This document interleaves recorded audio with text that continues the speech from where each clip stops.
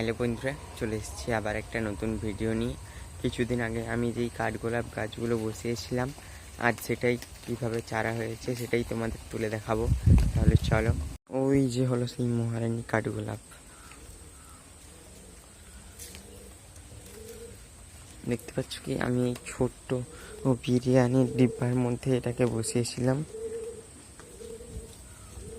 আর এখন এটা পুরোপুরি চারা হয়ে গিয়েছে কিনা সেটাই দেখবো আজ।